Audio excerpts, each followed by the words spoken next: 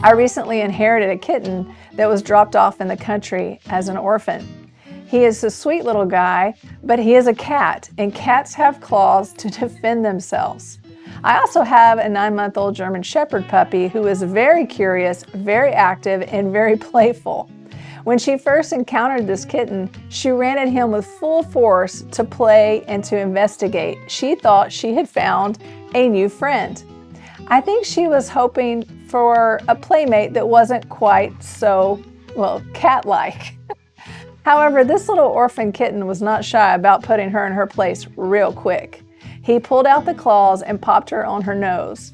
And I can tell you that my smart German Shepherd puppy still wants to check out this kitten, but for the fear of pain and the encounter of his claws, she has learned to avoid him.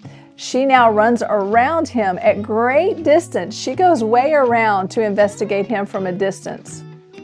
So what happens to us when we put our hope in something or someone and we experience a disappointment or a pain?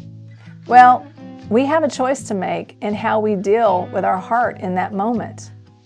What if we don't deal with it? What if we just take the disappointment and learn to just not hope there again?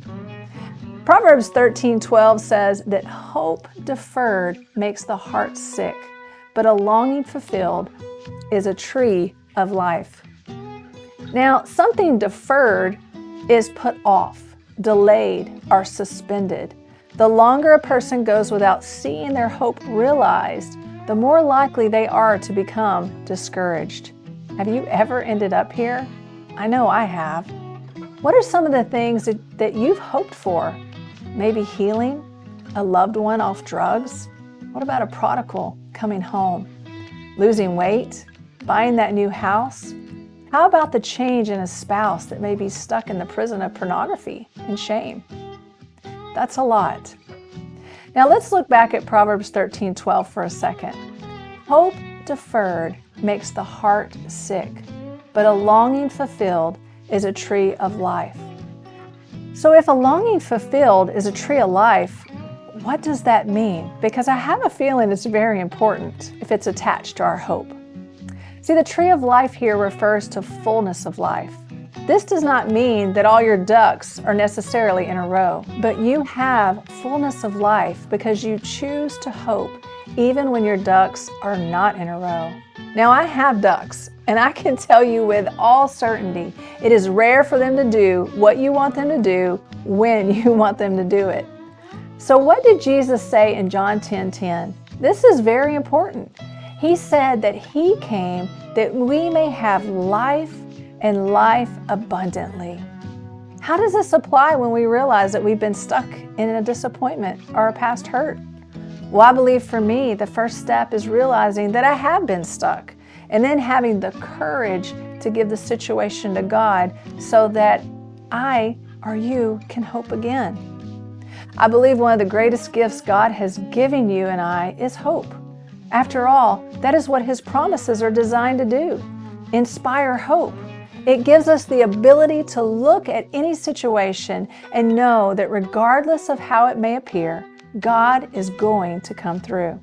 This is the essence of what hope is.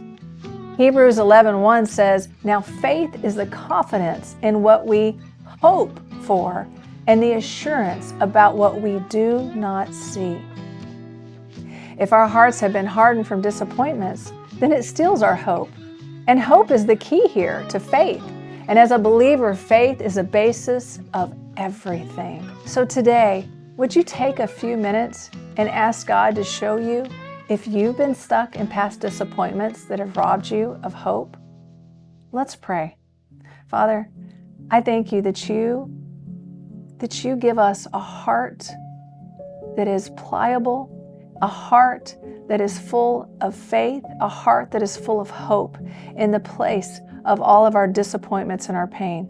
Lord, I know that this world can have pain and it can have disappointments, and that's just part of being in this world. But I know that you are always good.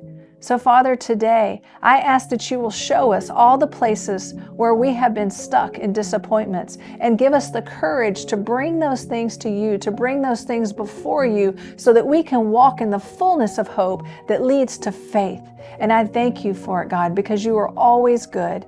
In Jesus' name, amen.